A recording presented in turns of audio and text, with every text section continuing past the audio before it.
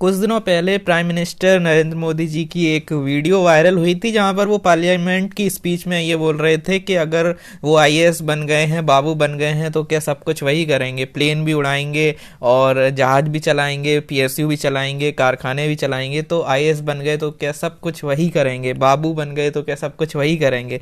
तो वो जो स्पीच है वो रिफ्लेक्शन है कि कैसे 2014 के बाद जो न्यू पब्लिक मैनेजमेंट है, जो प्राइवेटाइजेशन का जो एक कॉन्सेप्ट है, वो कैसे इंडिया में चेंज लाने की कोशिश की जा रही है गवर्नमेंट के द्वारा, और इसी वजह से आपको प्राइवेटाइजेशन वगैरह देखने को मिलता है। तो इग्नू का जो MPA 11 है, यानी state society and public administration है, उसके यूनिट नंबर 2 में आपको एक टॉपिक देखने को मिलता है, societal culture and public administration. हम देखेंगे कि कैसे वो जो आपने स्पीच देखी थी वो कैसे आप यहाँ पर समझ सकते हो कि कैसे societal culture and public administration में वेरिएशन देखने को मिल रहा है आफ्टर 2014।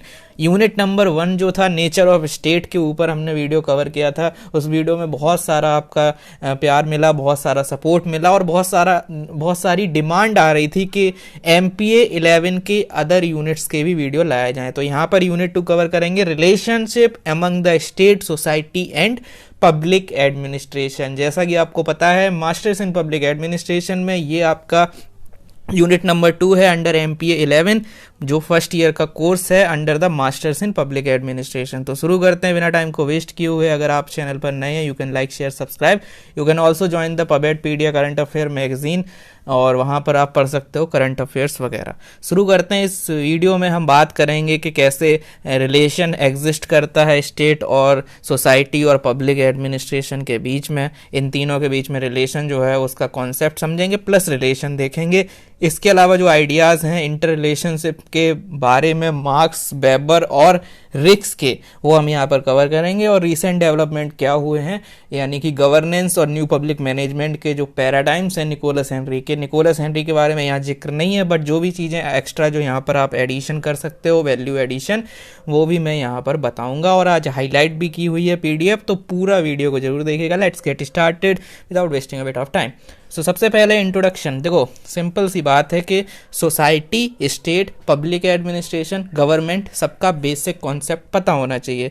तो यहाँ पर आपको ये चीज़ समझनी है दैट गवर्नमेंट क्या है। सबसे पहले government and society are twins. अब मान लो UPSC या फिर मान लो मास्टर्स में या फिर आगे कहीं पे ऐसा क्वेश्चन आए कि कैसे गवर्नमेंट और society are twins, elaborate, comment. So you have to understand the context of this line. तो उससे आप एक आइडिया लगा के एक सही से आंसर लिख सकते हो। यहाँ पे आपको ये समझना है कि सोसाइटी क्या है। सोसाइटी एक एसोसिएशन ऑफ ह्यूमन बींग्स है, जो ये जो एसोसिएशन या ग्रुप ऑफ ह्यूमन बींग्स है ये टाइड टुगेदर होता है, एक साथ रहते हैं। जैसे मान लो ट्राइबल सोसाइटी है तो ट्राइब्स एक साथ रहते हैं, ठीक है। कोई अलग से मतलब ट्राइबल के अलावा कोई अदर सोसाइटी है, कोई रिलीजियस सोसाइटी है तो रिलीजन एक साथ रहते हैं। फार्मर सोसाइटी है तो वहाँ पे सारे फार्मर्स रहते हैं। रूरल सोसाइटी है तो रूरल एरिया में है। अर्बन सोसाइटी है तो अर्बन एरिया में है। नक्सल सोसाइटी है, नक्सल अफेक्टेड एरिया की सोसाइटी है तो नक्सल अफेक्टेड वहाँ पे लोग रहते हैं। तो यहाँ पे क्या समझना है कि ग्रुप ऑफ ह्यूमन बींग्स है, but that group of human beings आपको एक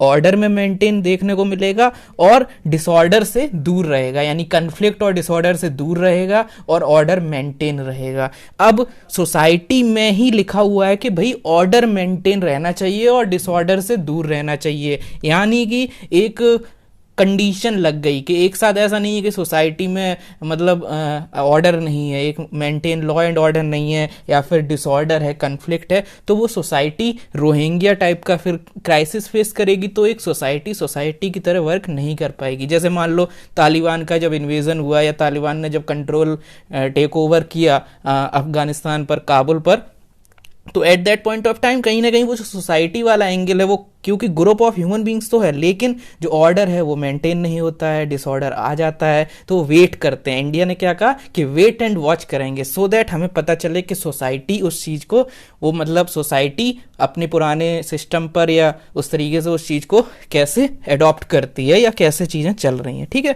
तो दिस इज देयर। तो यहाँ पे समझना है कि बिकॉज ऑर्डर और डिसऑर्डर ये दोनों चीज़ें यहाँ पे हैं बैकग्राउंड में, that's why government and society are twins, क्योंकि गवर्नमेंट ही ऑर्डर और ऑर्डर ऑर्डर को मेंटेन करेगी और डिसऑर्डर से बचाएगी, ठीक है। सो दैट्स वाई सोसाइटी में और सोसाइटी और गवर्नमेंट ट्विंस होते हैं। तभी जैसे ही तालिबान टेक ओवर किया या म्यांमार में मिलिट्री कूप या कुछ भी ऐसा डिसऑर्डर क्रिएट होता है तो सबसे पहले सोसाइटी जो है उसकी बात होने लगती है कि अब इस सोसाइटी का क्या होगा, अब अफगानिस्तान का क्या होगा, अब म्यांमार का क्या होगा, क्योंकि सोसाइटी में डिसऑर्डर हो जाता है। I hope you are getting. और इसी वजह से गवर्नमेंट इज ट्विन, क्योंकि गवर्नमेंट होगी तो फिर वो उस चीज को ऑर्डर को मेंटेन करेगी, नो मैटर कि वो डेमोक्रेटिक गवर्नमेंट है या कैसी भी है, बस आपको एक मेंटेन ऑफ ऑर्डर और अवॉइडेंस ऑफ डिसऑर्डर ये चीजें मेंटेन करनी है, ठीक है। तो ये चीज समझ आ गई होगी। इसके अलावा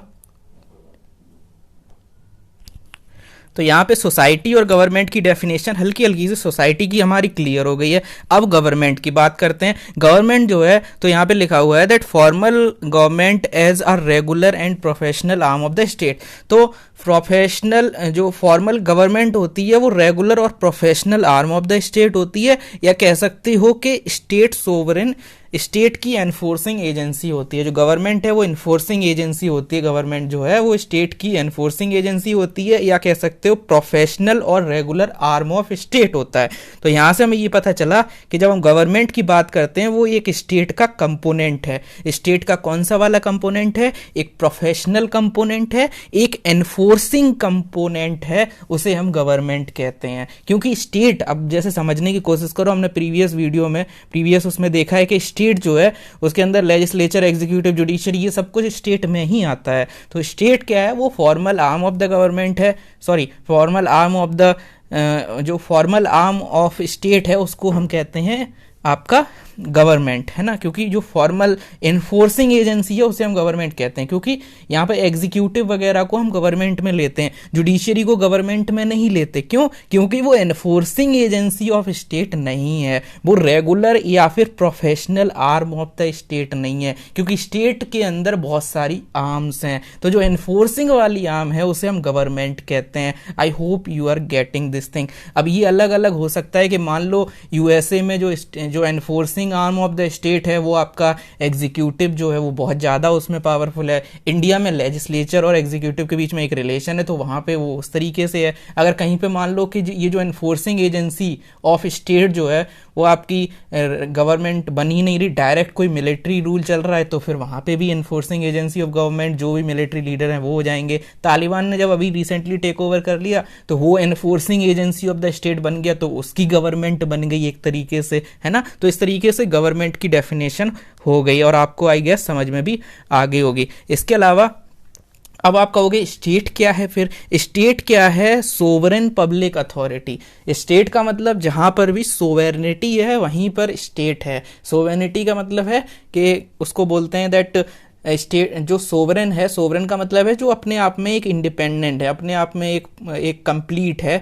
वो आपका मतलब वो किसी पर भी बाहर, मतलब उसके ऊपर किसी का दबाव नहीं है, वो एक इंडिपेंडेंट अटोनमी एक किसी को अगर मिली हुई है तो हम कहते हैं कि भाई सोवेरेनिटी है, जहाँ पे अथॉरिटी है, जहाँ पर पावर है। जैसे आपके घर में आपके जो भी हेड है आपकी फैमिली के, उनकी अथॉरिटी है, तो वो एक सोवेरेनिटी है, एक टेरिटरी है, एक एरिया है, आपके घर का जो एरिया है उसमें उस पर्टिकुलर जो हेड है उनकी एक क्या है? अथॉरिटी है। तो स्टेट का मतलब है अथॉरिटी। जैसे आप बात करते हैं कि इंडिया का जो मैप है पूरा 3.28 मिलियन स्क्वायर किलोमीटर, वहाँ पर इंडिया के जो प्राइम मिनिस्टर हैं, प्रेसिडेंट है, ये पूरा जो स्टेट बनता है तो वो उनकी अथॉरिटी उस एरिया में, इसलिए उसे हम स्टेट कहते हैं। और स्टेट में सोसाइटी भी इंक्लूड होती है, क्योंकि उन्हीं के ऊपर स्टेट रूल करेगी, उन्हीं को गवर्न करेगी। और स्टेट अगर नहीं होगी तो ये जो नेचर ऑफ स्टेट अगर नहीं होगा तो फिर वहाँ पे ऑर्डर डिसऑर्डर वाला दिक्कत हो जाएगा। दैट्स वाई स्टेट भी रिलेटेड इंपॉर्टेंट है, सोसाइटी स्टेट रिलेटेड है, गवर्नमेंट जो है वो इन्फोर्सिंग एजेंसी या फिर फॉर्मल और प्रोफेशनल आर्म होती है। तो यहाँ से हमारा गवर्नमेंट की डेफिनेशन हो गई, स्टेट की डेफिनेशन हो गई, सोसाइटी की डेफिनेशन हो गई। इसके अलावा अब आप कहोगे कि ब्यूरोक्रेसी क्या होता है? तो ब्यूरोक्रेसी जो है वो रेगुलेशन का काम करती है। अब ब्यूरोक्रेसी रेगुलेशन का काम करती है, ये तो ठीक है, समझ में आ गया कि सोशल रेगुलेटर, क्योंकि अभी सोसाइटी देखी थी तो सोसाइटी को जो रेगुलेट करने का काम करता है वो ब्यूरोक्रेसी। अब रेगुलेट, अगर कोई चीज रेगुलेट कर रहा है, किसी को रोक रहा है, तो कोई चीज होगी जो इसको अपोजिट में एक रिएक्ट करवा रही होगी, तभी तो ये दबा रहा है। रेगुलेट कर रहा है मतलब कंट्रोल कर रहा है, तो कुछ होगा जो कंट्रोल के अपोजिट कर रहा होगा, मतलब उनको एक इम्पल्स दे रहा होगा कि करो जो करना है, तो वो चीज होती है डेमोक्रेसी। तो डेमोक्रेसी जो है वो सोसाइटी के अंदर इम्पल्स जनरेट करती है, लोग अपनी बात रख सकते हैं, freedom of speech and expression होता है, प्रोटेस्ट कर सकते हो, गवर्नमेंट के अगेंस्ट कुछ भी लिख सकते हो, कार्टून बना सकते हो, मूवी चला सकते हो, डॉक्यूमेंट्री बना सकते हो।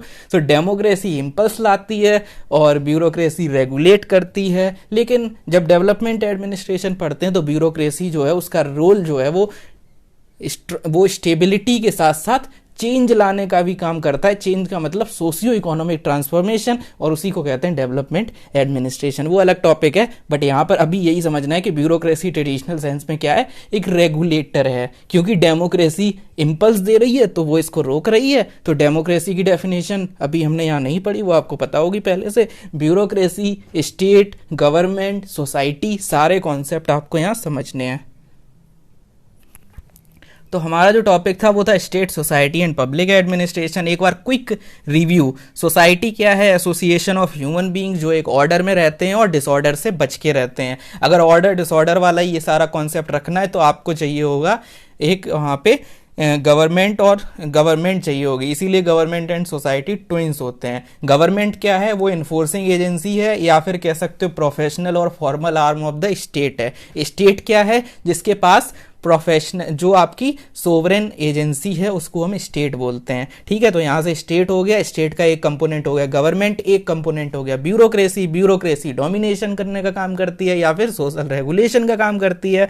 और उसके अलावा उसी का एक मतलब सिनोनिम है, एक पर्यायवाची है, जिसको हम कह देते हैं ब्यूरोक्रेसी को पब्लिक एडमिनिस्ट्रेशन या एडमिनिस्ट्रेशन। तो वो जो ब्यूरोक्रेसी का ये जो पर्यायवाची है या जो सिनोनिम है, तो government in action is called as public administration. तो यहाँ से ब्यूरोक्रेसी और ये भी हो गया। तो आपका जो टॉपिक का नाम है state, society and public administration. State की डेफिनेशन हो गई। जब स्टेट की बात कर रहे हैं तो ऑर्डर की बात कर रहे हैं, इसलिए हम यहाँ पे सोसाइटी की बात कर रहे हैं तो ऑर्डर और डिसऑर्डर ये सब की बात कर रहे हैं, लोगों के ग्रुप की बात कर रहे हैं, इसलिए हम पहुंच गए ऑर्डर डिसऑर्डर की वजह से गवर्नमेंट पर। लेकिन गवर्नमेंट हमने देखा कि गवर्नमेंट खुद में एक प्रोफेशनल आर्म या फिर आपका एजेंसी है, या फिर कह सकते हो एक आपका स्टेट का जो इन्फोर्सिंग एजेंसी है वो है गवर्नमेंट। तो इसलिए गवर्नमेंट का रिलेशन हो गया स्टेट से। लेकिन फिर स्टेट में और भी चीज़ें होती हैं, तो यहाँ पे एग्जीक्यूटिव में आपका ब्यूरोक्रेसी, एडमिनिस्ट्रेशन, पब्लिक एडमिनिस्ट्रेशन, ये सारा आ गया। जो गवर्नमेंट इन एक्शन होता है उसे हम पब्लिक एडमिनिस्ट्रेशन कहते हैं। ब्यूरोक्रेसी का जो ट्रेडिशनल सेंस है वो सोशल रेगुलेशन का है। ये सारी चीज़ें आपको समझ आ गई होंगी। इसके अलावा यहाँ पे बात की गई है कि कार्ल मार्क्स, मैक्स वेबर और फ्रेडरिक रिक्स, ये 3 थिंकर हैं जिन्होंने सोसाइटल एडमिनिस्ट्रेशन रिलेशन की बात की है। अब यहाँ से एक चीज़ याद रखना कि जब पब्लिक एडमिनिस्ट्रेशन पढ़ते हो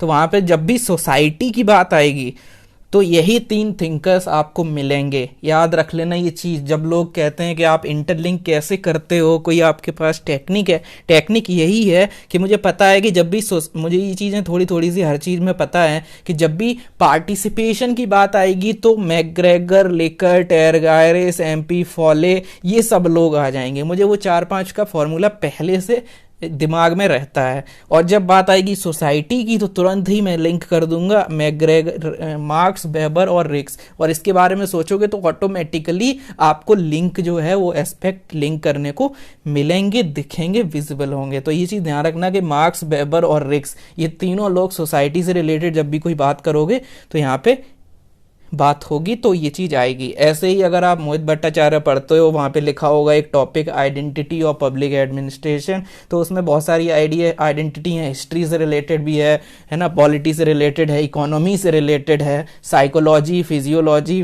ठीक है, मतलब हर चीज़ से रिलेटेड है। तो एक जो सोशियोलॉजिकल से जो रिलेशन है वो यही इन्हीं 3 थिंकर्स के बेसिस पर वहाँ पर भी दिया गया है। वहाँ लिखा हुआ है कि सोसाइटी के अंदर public administration, extraction, regulation regulation और डेवलपमेंट का काम करता है, यानी लोगों से, सोसाइटी से वो चीज़ें एक्सट्रैक्ट करता है in the form of revenues, taxes वगैरह, रेगुलेट करता है, जो हमने ऊपर भी देखा ब्यूरोक्रेसी रेगुलेट करती है, अदरवाइज चीज़ें बिगड़ जाएंगी, ऑर्डर डिसऑर्डर वाली दिक्कत हो जाएगी। और तीसरा है डेवलपमेंट, सोसाइटी में फिर वापस जो है गवर्नमेंट जो एडमिनिस्ट्रेट जो मतलब स्टेट है वो आपका डेवलप करेगा। तो इस वजह से पब्लिक एडमिनिस्ट्रेशन और सोसाइटी के बीच में जो इंटरेक्शन होता है वो एक्सट्रैक्शन, रेगुलेशन और डेवलपमेंट का होता है, ERD का होता है। ये चीज़ ध्यान रखने वाली है। तो यहाँ पे थिंकर याद रखना कि भाई ये 3 थिंकर आपको लिंक करने हैं। फिर से वही बात आ गई कि वही डिफाइन करो कॉन्सेप्ट को। तो अभी हमने देखा था कैसे स्टेट को डिफाइन करोगे, मैंने बताया था ग्रुप ऑफ पीपल है, वो ग्रुप ऑफ पीपल जो है वो ऑर्डर में रह रहा है और डिसऑर्डर को अवॉइड कर रहा है, इसी वजह से उसमें गवर्नमेंट का रोल आएगा, इसीलिए गवर्नमेंट और सोसाइटी को ट्विन कहा था, याद आया। तो वही चीज़ यहाँ दोबारा से लिखी हुई है कि भाई our standing point of discussion concept of society, हम बात करते हैं जैसे एस्किमो सोसाइटी हो गया, ट्राइबल सोसाइटी हो गया, तमिल सोसाइटी हो गया, हिंदू सोसाइटी हो गया, इस्लामिक सोसाइटी, कुछ भी है ना। तो ये सब चीजें जब बताते हैं तो स्टेट सोसाइटी का मतलब है ग्रुप ऑफ पीपल जो टाइड टुगेदर हैं किसी रूल रेगुलेशन वगैरह से, ऑर्डर और कलेक्टिव लाइफ में लेस ऑर्डर, मोर और लेस ऑर्डर और ऑर्डर्ड कलेक्टिव लाइफ। तो ऑर्डर होगा वहाँ पे, डिसऑर्डर नहीं होगा, ठीक है। और यहाँ पे जब हम बात करते हैं सोसाइटी की तो स्टे अगेंस्ट वॉलेंटियरिज्म यहाँ नहीं होता है। ऐसा नहीं है कि वॉलेंटरी चीज़ें हैं, क्योंकि अगर वॉलेंटरी हो जाएगा तो नेचर ऑफ स्टेट हो जाएगा। नेचर ऑफ स्टेट मतलब स्टेट ऑफ नेचर हो जाएगा, है ना। तो स्टेट ऑफ नेचर हो जाएगा मतलब एक नेचुरल स्टेट बन जाएगी, मतलब वहाँ पे कोई देखने वाला नहीं है ना। मान लो कि आपको घर में कोई देखने वाला नहीं है, डांटने वाला नहीं है, तो स्टेट ऑफ नेचर हो जाएगा। मतलब नेचर का नेचर क्या है, नेचर को कोई रेगुलेशन कुछ नहीं है, ठीक है। वो बात अलग है कि क्लाइमेट चेंज हो रहा है, बट नेचर खुला है, खुला हुआ है ना। तो वैसे यहाँ पे है कि अगर ये चीज़ नहीं होगी, अगर सब वॉलेंटरी होगा तो फिर सोसाइटी में ऑर्डर नहीं होगा, और ऑर्डर नहीं होगा तो हमारा सोसाइटी ही नहीं रहेगी, सिविलाइज्ड नहीं रहेगी। तो फिर ट्राइबल और मतलब एक तरीके से बहुत ज़्यादा दिक्कत हो जाएगी, है ना। So that's why. इसके अलावा public administration, centrepiece of public administration जो है वो ब्यूरोक्रेसी होता है, हमें पता है, वैसे भी इसमें कोई बड़ी बात नहीं है। Public administration subsume all the 3। अब देखो जब बेसिक पढ़ोगे ना, 5th 6th क्लास की मान लो आपने किताब पढ़ ली, तो आपको पता चलेगा कि वो लोग कैसे बताते हैं। मतलब बेसिक जो पढ़ते हो जब आप बचपन में, तो कैसे पढ़ते हो, ये चीज़ ध्यान रखना, ये आगे काम आएगी। कभी कोई कॉन्सेप्ट पे कुछ क्वेश्चन आ जाए तो आप समझ पाओगे इसको, है ना। UPSC में भी और उसमें भी।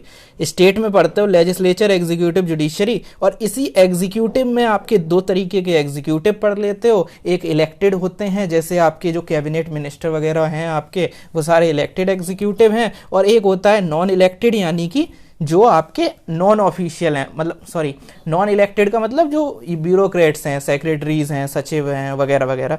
तो यहीं आप पढ़ रहे हो कि एग्जीक्यूटिव रिलेटेड टू दिस, है ना, एग्जीक्यूटिव पार्ट से रिलेटेड है। लेकिन यहाँ जब आप, क्योंकि अभी आप 5th 6th क्लास में नहीं हो, अभी आप मास्टर्स में पढ़ रहे हो, तो यहाँ देखने को मिलेगा कि public administration subsume all the 3 form of organs of government, the legislature, the executive and judiciary, but in day-to-day administration, social living experience, it is executive or the bureaucracy that appears to the people as government. I hope you are getting। ये चीज़ ध्यान रखने वाली है कि भाई तीनों subsume करता है, तीनों जगह ही एडमिनिस्ट्रेशन होता है। क्योंकि ध्यान, अब इस चीज़ को समझने का, अब आप कहोगे यार ऐसा थोड़ी ना होता है, बचपन में अलग गलत थोड़ी ना पढ़ा है। देखो गलत नहीं पढ़ा है, बस ये लिखा है ना सोशल लाइफ या सोशल एक्सपीरियंस में, ऐसा नहीं होता। अब लेजिस्लेचर का सोशल एक्सपीरियंस तो आपने देखा नहीं है ना, ये डे टू डे। क्योंकि जब आप बात करते हो पब्लिक एडमिनिस्ट्रेशन की, वो क्या है, गवर्नमेंट इन एक्शन। और एक्शन आपने आपके काम के लिए देखा कि भाई बर्थ सर्टिफिकेट बनवाना है, कुछ और करवाना है, तो वहां आपने एक्शन देखा। आपने एक्शन पार्लियामेंट के अंदर जाके नहीं देखा और जुडिशरी में जाके नहीं देखा, दैट्स वाई वो आपकी जनरल डेफिनेशन है। लेकिन अगर आप बड़े होके पार्लियामेंट देखोगे तो पार्लियामेंट में यहाँ सेक्रेटेरिएट बना होता है, यहाँ बैठे होते हैं। जैसे मान लो ये गोल सा पार्लियामेंट, ऐसा पार्लियामेंट है मान लो, तो यहाँ ऊपर स्पीकर बैठे हुए हैं, इनके सामने ऐसा गोल सा यहाँ बना हुआ था जहाँ पे बहुत सारे लोग होते हैं। यही तो एडमिनिस्ट्रेशन यहाँ पर भी काम कर रहा है, लेकिन वो काम जो हो रहा है वो आपको अफेक्ट नहीं कर रहा है, इसलिए हम जनरल लाइफ में उसको नहीं समझते हैं, लेकिन होता है। ऐसे ही जुडिशरी में भी होता है, जुडिशरी के भी स्टेनोग्राफर बाकी लोग होते हैं ना, वहाँ पर भी पेपर वर्क होता है, वहाँ पर भी ब्यूरोक्रेटिक एडमिनिस्ट्रेशन होता है, वहाँ पर भी ब्यूरोक्रेसी के जो कैरेक्टरिस्टिक हैं like written documents, like rule of law, और वो सारी चीज़ें वहाँ पर भी होती हैं। So that's why we have this kind of thing. इसके अलावा पब्लिक एडमिनिस्ट्रेशन एंड सोसाइटी की जब आप बात करोगे, मैंने अभी बताया कि सोसाइटी की डेफिनेशन क्या है, group of people Tide together, उसके बाद उसमें ऑर्डर्ड होंगे लोग, डिसऑर्डर को अवॉइड करेंगे। अगर ऑर्डर्ड लाना है तो आपको वहाँ पे क्या होगा, ऑर्डर्ड लाने के लिए पब्लिक एडमिनिस्ट्रेशन की ज़रूरत पड़ेगी। इसको समझने के लिए मैंने बताया था कि अगर नहीं ला पाओगे ऑर्डर तो फिर क्या हो जाएगा, नेचर ऑफ स्टेट या स्टेट ऑफ नेचर हो जाएगा। वही चीज़ यहाँ है कि सोशल कॉन्ट्रैक्ट जो थियरी है, जो आप एथिक्स में भी पढ़ते हो कि सोशल कॉन्ट्रैक्शनलिस्ट थियरी है, जिसमें हॉब्स, लॉक और रूसो का नाम आता है, इन्होंने इमेजिन किया था pre political state of nature. State of nature जो मैंने अभी बताया था कि घर में अगर कोई ऐड नहीं है, कोई अगर रेगुलेशन नहीं है, कोई कॉन्ट्रैक्ट नहीं है। यहाँ कॉन्ट्रैक्ट का मतलब यही है कि सोसाइटी और स्टेट के बीच में एक समझौता है जहाँ पर स्टेट जो है वो लोगों को रेगुलेट करेगी। अगर ऐसा रेगुलेशन, ऐसा कंट्रोल नहीं होगा तो स्टेट ऑफ नेचर हो जाएगा, यानी कि सब चीज़ें नेचुरल वे में फ्लो हो जाएगा, जैसा फ्लो में चल रहा है चलने दो, है ना, तो वो चीज़ दिक्कत दे देगी, क्योंकि चलता है एटीट्यूड विल क्रिएट प्रॉब्लम। ठीक, इसके अलावा पॉलिटिकल स्ट्रक्चर और लेजिटिमेसी, यहाँ पे जब हम बात करते हैं नेचर या स्टेट की बात होती है तो यहाँ पे एक तो पॉलिटिकल स्ट्रक्चर क्रिएट हो जाता है plus legitimacy of the agreement. अब ऐसा नहीं कि जबरदस्ती कोई स्ट्रक्चर बन गया, उस स्ट्रक्चर के जो एग्रीमेंट हो रहे हैं उसकी लेजिटिमेसी भी एक इंपॉर्टेंट रोल प्ले करेगी, because then only this contract between the society and state would work. इसलिए यहाँ पे लेजिटिमेसी ऑफ एग्रीमेंट भी जरूरी है। अब इसको आप लिंक कर सकते हो मैक्स वेबर से। Weber is talking about what, 3 तरीके की अथॉरिटी जिसमें लेजिटिमेसी का एक इंपॉर्टेंट रोल है। पावर तो वो है कि अगर आपकी इच्छा है और अगर आप कहीं के रूलर हो, शासक हो, और आपकी इच्छा है और आप उस इच्छा को if you are able to implement your will even after the resistance, that is power. But authority का मतलब होता है जहां पे people you have that legitimacy कि पीपल आपके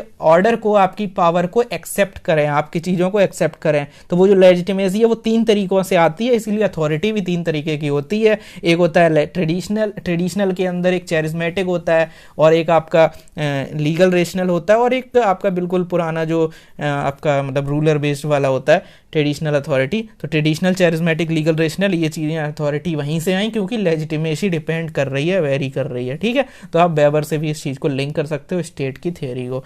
डुइट वाल्डो ने, क्योंकि हम सोसाइटी और एडमिनिस्ट्रेशन की बात कर रहे हैं तो डुइट वाल्डो का ये कोट आप याद कर लो so that you can use it. तो डुइट वाल्डो ने ये बोला था that public administration is government's central institute for dealing with the general social problem. और नीचे के पैराग्राफ में डिफरेंट सोशल प्रॉब्लम्स की बात की गई है, जैसे अलग अलग सोशल प्रॉब्लम होती हैं। जैसे कोई भी मतलब कॉलोनियल लाइफ से इंडिया बाहर आया तो बहुत सारा प्रॉब्लम्स थी, like rural development, health, nutrition, education, industrial development.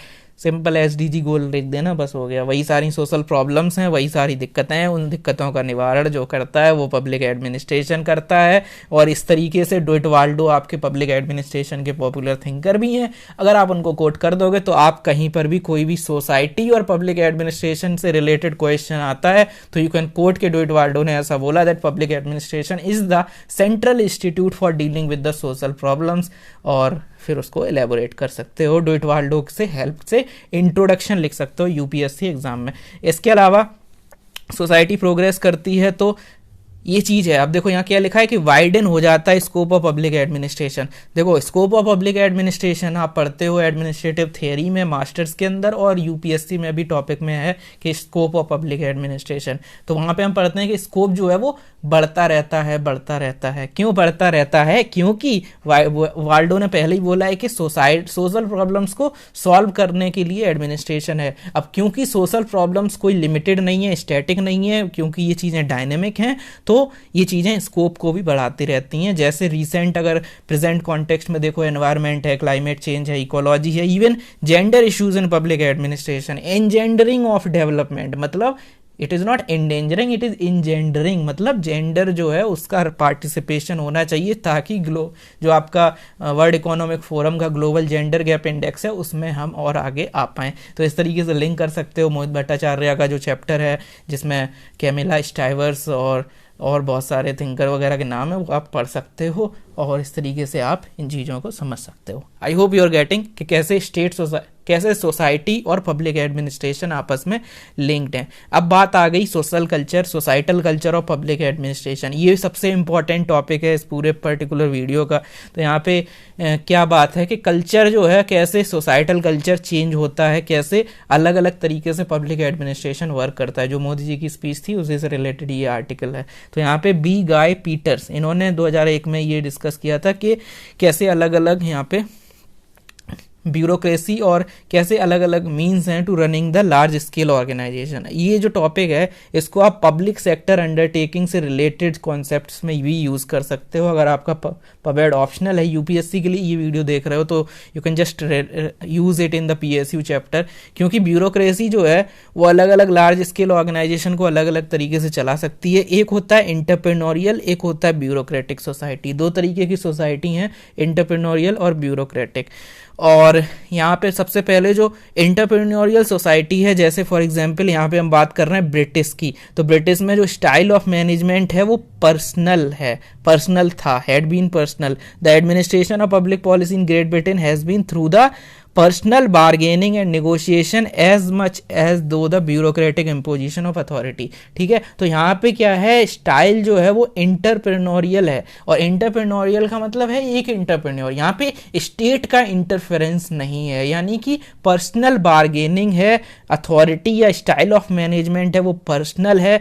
Rule of मतलब ब्यूरोक्रेटिक इम्पोजिशन ऑफ अथॉरिटी नहीं है, पर्सनल लेवल पर जो है एडमिनिस्ट्रेशन या जो भी इंटरप्रेन्योरशिप है वो चल रही है। लेकिन जर्मनी जो है वहाँ का एग्जाम्पल हमें देखने को मिलता है दैट यहाँ पे ब्यूरोक्रेसी का डेवलपमेंट भी हुआ है। इवन आपके वेबर वगैरह जिन्होंने ब्यूरोक्रेसी का कॉन्सेप्ट दिया वो भी जर्मन थे। तो यहाँ पे गाय पीटर्स ने पॉइंट आउट किया that appears to be developed.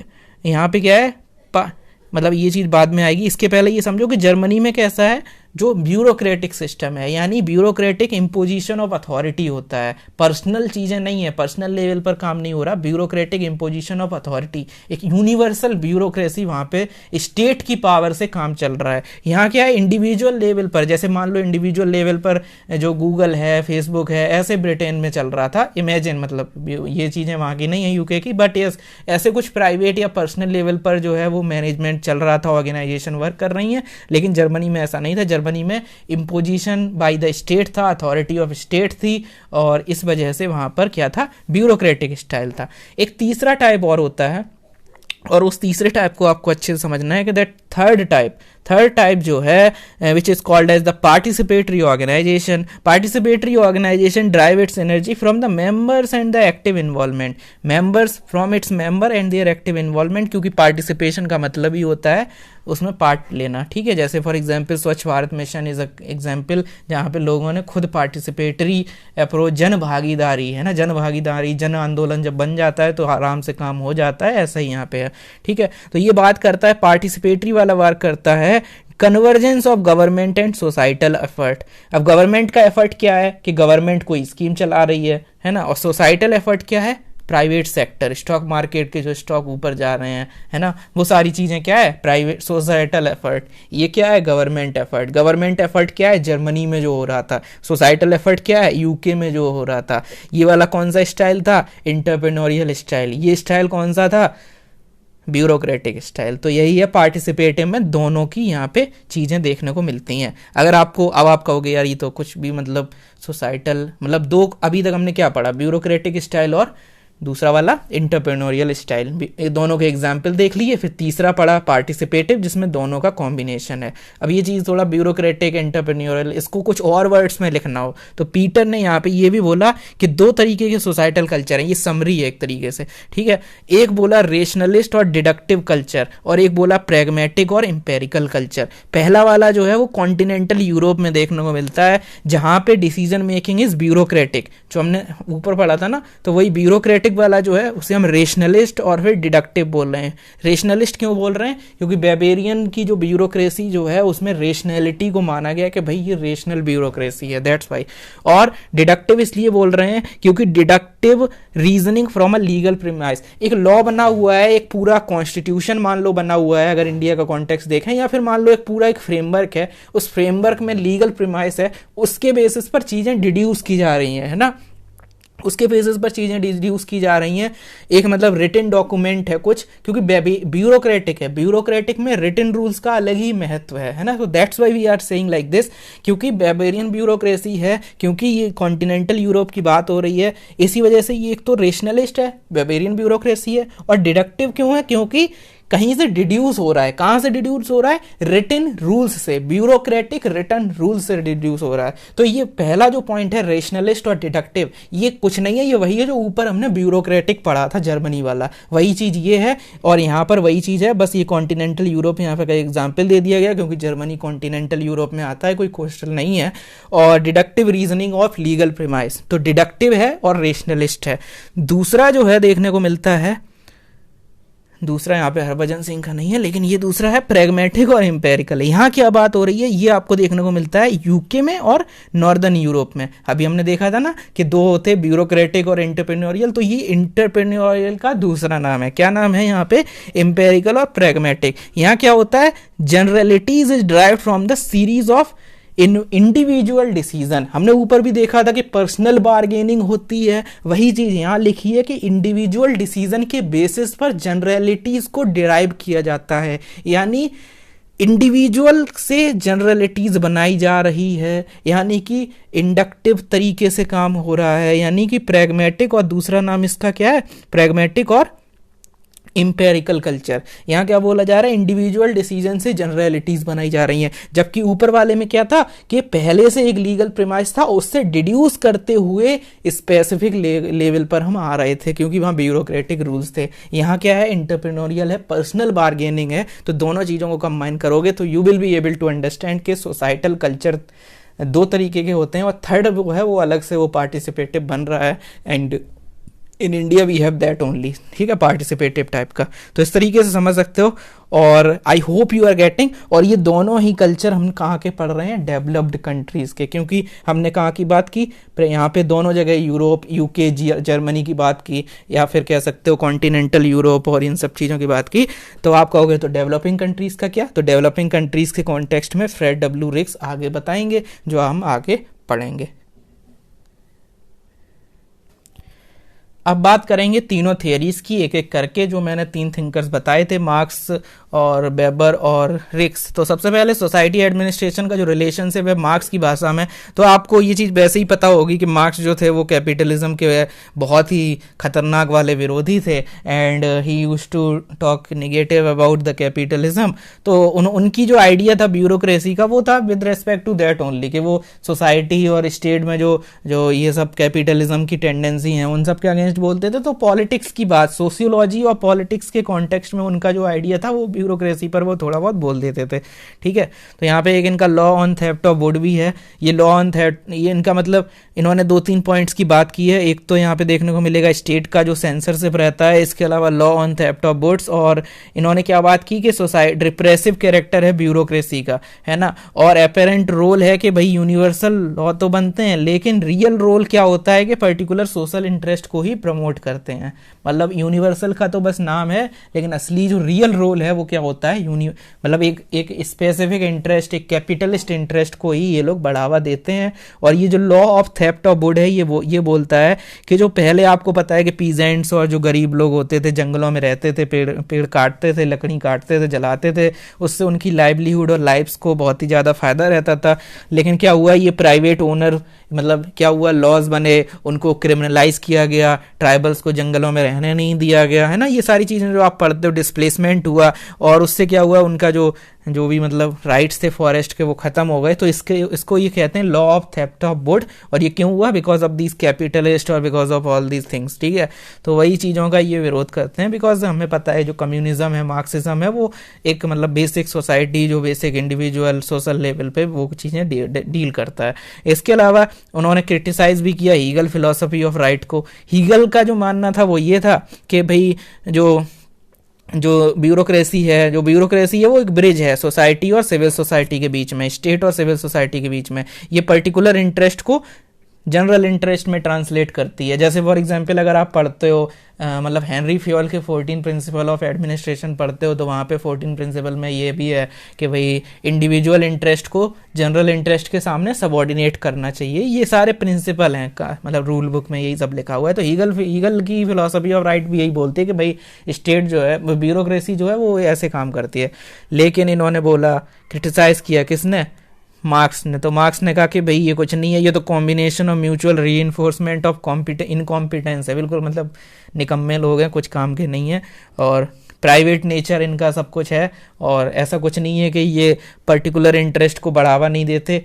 ये बस जो पर्टिकुलर इंटरेस्ट है उसी को जनरल इंटरेस्ट के नाम पे वही काम करते हैं, लेकिन नाम दे देते हैं कि भाई हम यूनिवर्सल हैं और हम ये हैं। तो ये सारी चीज़ें ऐसे उनको क्रिटिसाइज़ किया हीगल को, ठीक है। और फॉर्मलिज्म की बात की कि भाई लिखा कुछ है होता कुछ है। फॉर्मलिज्म यही होता है कि when there is a difference between what is being written and what you are doing actually, that is formalism. और कॉन्स्टिट्यूशनल फॉर्मलिज्म एक, ये सब चीज़ें आपने रिक्स वगैरह में पढ़ी होगी, अगर नहीं पढ़ी तो हम आगे डील करेंगे। हम नहीं डील करेंगे तो आपको आगे कहीं ना कहीं जब हम थियरी पढ़ेंगे तो वहाँ उस वाले यूनिट में मिलेगा, जो आपका दूसरा सब्जेक्ट है एडमिनिस्ट्रेटिव थियरी, उसके अंदर। और इन्होंने बोला कि ये सुपीरियर कॉन्शियसनेस शो करते हैं ब्यूरोक्रेसी। सारे नेगेटिव ये कॉनोटेशन में चीज़ें हैं, बस आपको ये समझना है। इसके अलावा इन टर्म्स ऑफ कॉम्पिटेंस तो इन्होंने बोला कि भाई ठीक है आप बोल रहे हो कि बहुत अच्छा है, लेकिन ये हायरार्की बनती है यहाँ पे। आपको पता है ब्यूरोक्रेसी के जो बेबरियन ब्यूरोक्रेसी के फीचर हैं, उसमें रूल्स की बात है, उसमें रेशनैलिटी की बात है, उसमें न्यूट्रलिटी की बात है, उसमें ये सारी चीज़ें, प्लस उसमें हायरार्की की भी बात है। हायरार्की ऐसे मतलब कोई किसी के नीचे कोई किसी के नीचे, ABCD हायरार्की। तो ये बोलते हैं कि भाई हायरार्की ऑफ स्ट्रक्चर जो है वो हायरार्की ऑफ नॉलेज है एक तरीके से। जो ऊपर है उसे ज़्यादा नॉलेज है, जो नीचे उसे कम नॉलेज है, लेकिन जो नीचे है उसे ऊपर वाले की नॉलेज का आता पता नहीं है, और ऊपर वाले को नीचे वाले के एग्जैक्ट नॉलेज का नहीं आता पता है। इससे क्या होगा, हायरार्की ऑफ नॉलेज बन जाएगी, और हायरार्की ऑफ नॉलेज बन जाएगी तो कोई डील करेगा तो वो कॉम्प्रीहेंसिव नहीं होगा, है ना। ऑब्वियसली समझ सकते हो कि भाई हमें जो आता है वो आपको नहीं आता, और आपको जो आता है वो हमें नहीं आता, है ना। तो इस तरीके से एक हायरार्की बनेगी, और हायरार्की का मतलब हो जाएगा हायरार्की ऑफ नॉलेज। और इससे क्या होगा कि रियलिटी जो है वो दो तरीकों से क्लासिफाई हो जाएगी, एक प्रैक्टिकल और एक ब्यूरोक्रेटिक। क्योंकि ब्यूरोक्रेसी जो है वो हायरार्की में है, इस वजह से उसको जो नॉलेज है वो नहीं है, इसकी वजह से वो कॉम्प्रिहेंसिव नॉलेज उसके पास नहीं है, तो यहाँ से दिक्कत है। तो इस तरीके से उन्होंने ब्यूरोक्रेसी को क्रिटिसाइज़ किया, और बाद में यही सब बोला कि भाई इन्फ्लुएंशियल और पावर क्लास को सपोर्ट करते हैं, ब्यूरोक्रेसी कुछ नहीं है, स्टेट वगैरह ये सब फर्जी बातें हैं। इस तरीके से मार्क्स ने ऐसे बोला कि स्टेट और पब्लिक एडमिनिस्ट्रेशन के बीच में जो रिलेशन है उसमें नेगेटिव आइडियाज़ जो हैं वो मार्क्स ने उठाए।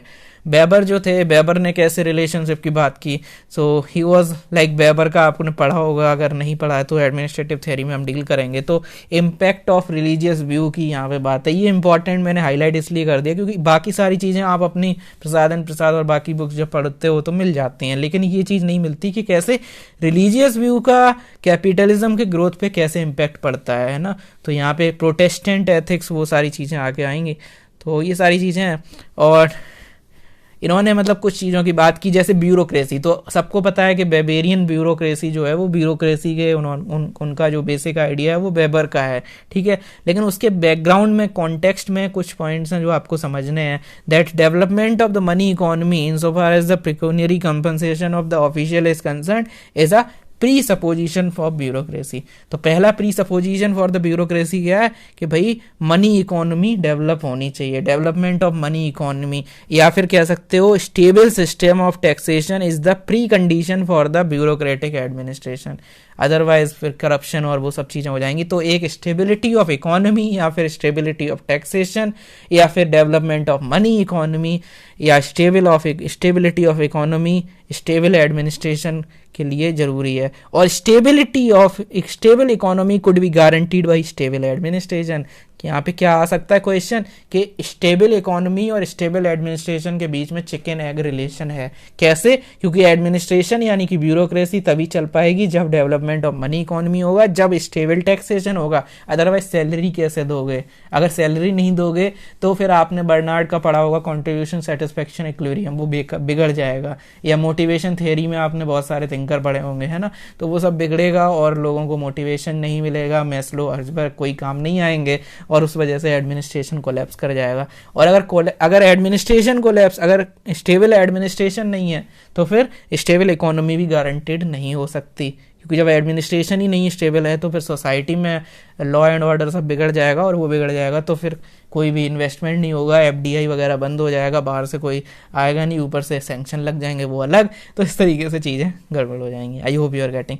इसके अलावा वेबर व्यू है, वेबर जो व्यू है, in Weber's view second prerequisite जो ब्यूरोक्रेटिक ग्रोथ के लिए है वो है कि जो डेमोक्रेसी जो है class for the benefits of mass democracy, तो डेमोक्रेसी की जो डिमांड लोग करते हैं उससे भी वो भी ब्यूरोक्रेसी को सपोर्ट करती है। तो हमने यहाँ पे क्या देखा, अब आप कहोगे कि हमने अल्टीमेट हमें क्या समझना है, आपका क्रक्स बताओ, है ना। तो ब्यूरोक्रेसी जो है वो इनकम्पासेस मॉडर्न मास तो यहाँ पे क्या है कि development of money economy and mass democracy, ये दो कंडीशन है जो आपको यहाँ पे पता होनी चाहिए। कैपिटलिज्म कह सकते हो और डेमोक्रेसी कह सकते हो, दोनों सपोर्ट करती हैं ब्यूरोक्रेसी को। कैसे कैपिटलिज्म कैसे सपोर्ट करता है मैंने बता दिया। कैपिटलिज्म का मतलब मनी इकोनॉमी, और मनी इकोनॉमी जब होगा तभी पूरा टैक्सेशन स्टेबिलिटी आएगी। अदरवाइज स्टेट को अगर सब कुछ करने को कह दोगे तो फिर स्टेट नहीं कर पाएगी, ओवर बर्डन हो जाएगी, नैनी स्टेट बन जाएगी। नैनी स्टेट की वजह से ही पब्लिक चॉइस अप्रोच का कॉन्सेप्ट आया था, नैनी स्टेट बन जाएगी, स्टेट बिग ब्यूरोक्रेसी हो जाएगी, स्टेट ओवर बर्डन हो जाएगी, स्टेट ओवरलोड हो जाएगा और फिर दिक्कत होगी। इस वजह से एडमिनिस्ट्रेशन के लिए मनी इकोनॉमी का डेवलप होना जरूरी है।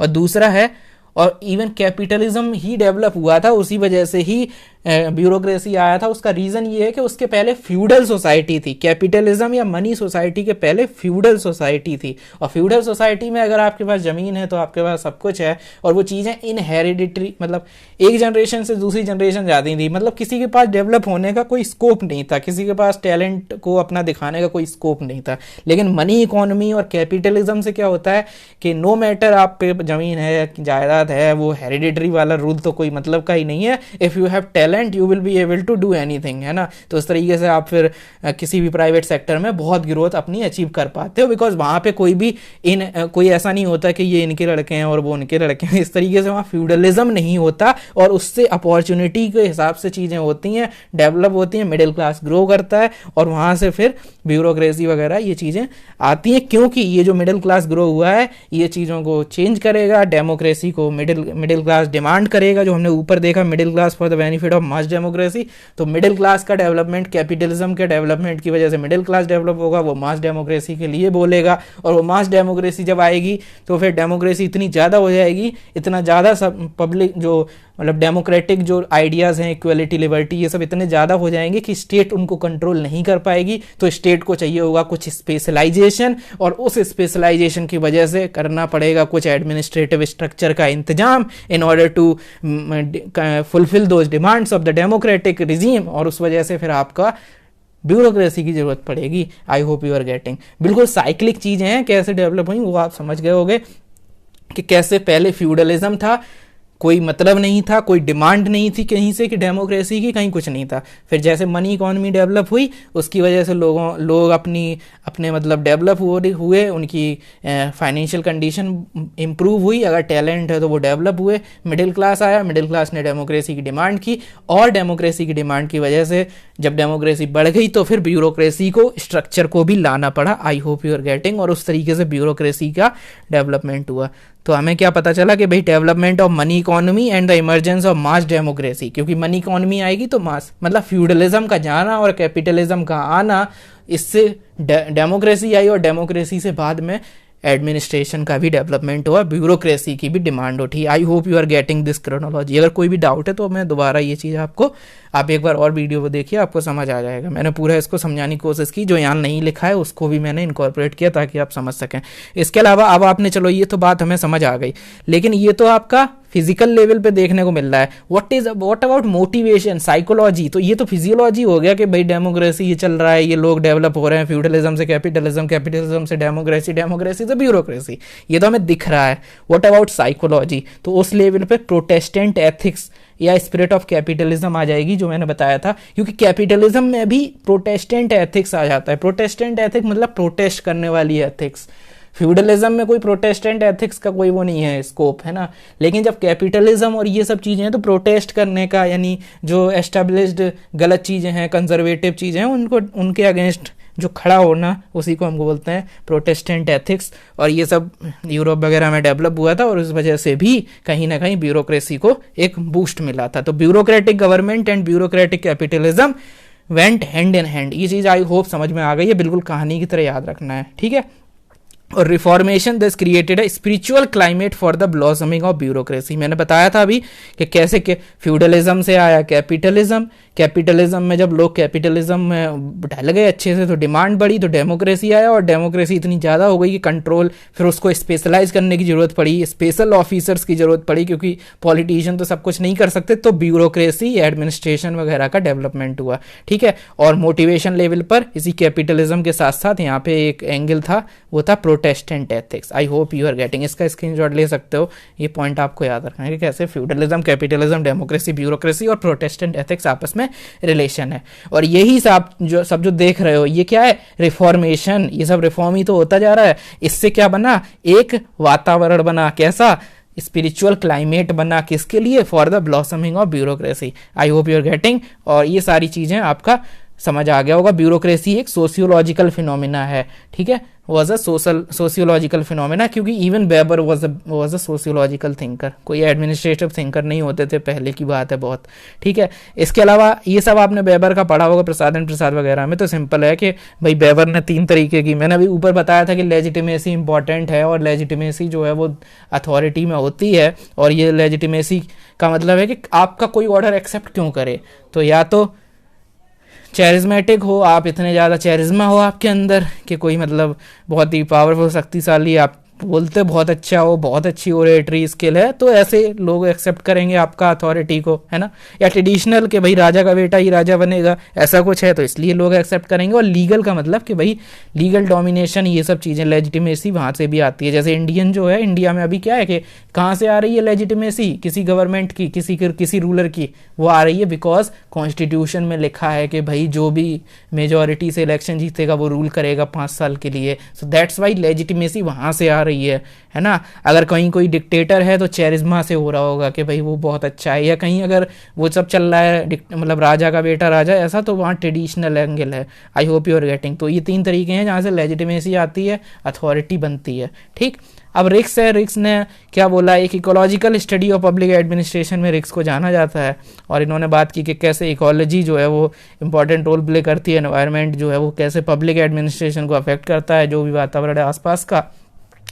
तो आपस में दोनों इकोलॉजिकल अप्रोच, आपको पता है पब्लिक एडमिनिस्ट्रेशन का, नहीं पता है तो इतना समझ लो कि मान लो ये कोई एडमिनिस्ट्रेशन है, ये उसका एनवायरनमेंट है, तो अगर एनवायरनमेंट करप्ट है तो एडमिनिस्ट्रेशन को भी अफेक्ट करेगा, और अगर एडमिनिस्ट्रेशन अच्छा है ख़राब है तो एनवायरनमेंट को भी अफेक्ट करेगा। अगर मान लो कि कोई नया ब्यूरोक्रेट, कोई नया IAS ऑफिसर एक नए डिस्ट्रिक्ट में पोस्टेड हुआ, और अगर वो खुद में वो अगर ऐसा है, खुद में अगर वो करप्ट, अगर वो खुद में बहुत सिंसियर है, बहुत खतरनाक है, सिंघम है, तो सिंघम जाते ही यहाँ पे अपने आप एडमिनिस्ट्रेशन अफेक्ट हो जाएगा, है ना। या फिर सिस्टम ही कहीं पे इतना ज़्यादा करप्ट है तो ये अपने आप सही हो जाएंगे, क्योंकि अगर मशीन में कोई एक अगर कोई मशीन है, अगर कोई मशीन का एक हिस्सा ख़राब है, या कोई हिस्सा मतलब पूरी मशीन ख़राब है, एक हिस्सा अच्छा है, तो वो हिस्सा भी ख़राब हो जाता है। तो वही इकोलॉजी ऑफ पब्लिक एडमिनिस्ट्रेशन, ये आपको सारी चीज़ें UPSC में आ चुकी हैं प्रीवियस ईयर में, तो इसमें मैं ज़्यादा डिटेल में नहीं जाऊँगा, बिकॉज ये सब पार्ट आपका एडमिनिस्ट्रेटिव थियरी का है। यहाँ बस सोसाइटी के बारे में आपको समझने की ज़्यादा ज़रूरत है। The content is to be comprehended only with the context of the social system. Context important है ना, जैसा महर्षि कैरी मिनाटी जी बोलते हैं कि कॉन्टेक्स्ट समझो पहले चीज़ों का, कहीं पर भी घुस मत जाओ झंडा लेके। इसके अलावा in terms of structural functional approach, structural functional approach भी है, एक इकोलॉजिकल अप्रोच है, एक स्ट्रक्चरल फंक्शनल। तो ये आपने पढ़ा होगा, नहीं पढ़ा तो पढ़ लेना, इसको मैं यहाँ नहीं डील करूँगा क्योंकि ये यहाँ का पार्ट है नहीं एक्चुअली, इसलिए, ठीक है। रिक्स ने ये सब बोला है सोसाइटी के बारे में, ये इंडस्ट्री वगैरह, ठीक। इसके अलावा कंटेम्प्रेरी डेवलपमेंट क्या है सोसाइटी और पब्लिक एडमिनिस्ट्रेशन की जब हम बात करते हैं, तो एक तो भाई है न्यू लिबरल विजन, जहाँ पे बात हो रही है कि भाई प्राइवेटाइजेशन करो, डाउन साइजिंग करो, है ना, गवर्नमेंट ओवरलोड से हमें बचना है, न्यू पब्लिक मैनेजमेंट को लेकर आना है। और ये बात दूसरा जो है बात करता है गवर्नेंस की। गवर्नेंस क्या होता है? कलेक्टिवली सॉल्विंग द प्रॉब्लम, उसको गवर्नेंस कहते हैं। यानी पहले सिर्फ आपका गवर्नमेंट काम करती थी, लेकिन अब क्या है, गवर्नमेंट के साथ ऐसे 3 चीजें हो जाएंगी, गवर्नमेंट, एनजीओ और प्राइवेट सेक्टर। तो इस तरीके से और लोग भी पार्टिसिपेट कर रहे हैं, जैसे पॉलिटिकल लेवल पर एसोसिएशन फॉर डेमोक्रेटिक रिफॉर्म्स हो गया, मतलब जो भी एनजीओज वगैरह हैं, अक्षय पात्रा फाउंडेशन है, वो आपका मिड डे मील वगैरह देखता है मेट्रो सिटीज़ वगैरह में। तो ऐसे आपको अलग अलग देखने को मिलेगा कि भाई वो लोग सपोर्ट करते हैं एनजीओज वगैरह, है ना, चाहे वो इलेक्शन हो, चाहे पॉलिटिकल लेवल हो, या फिर सोशल लेवल पर जो चाइल्ड से रिलेटेड बचपन बचाओ आंदोलन और ये सब चलता रहता है, एनवायरनमेंट पे भी कुछ ना कुछ चलता रहता है। तो they are complementing the government and ultimately this is governance. तो एक गवर्नमेंट तो गवर्नमेंट है, लेकिन गवर्नेंस में ये सारे एंगल भी आ जाते हैं, प्राइवेट सेक्टर भी आ जाता है और एनजीओज भी आ जाते हैं। ठीक है, ये आपको सब पता होगा।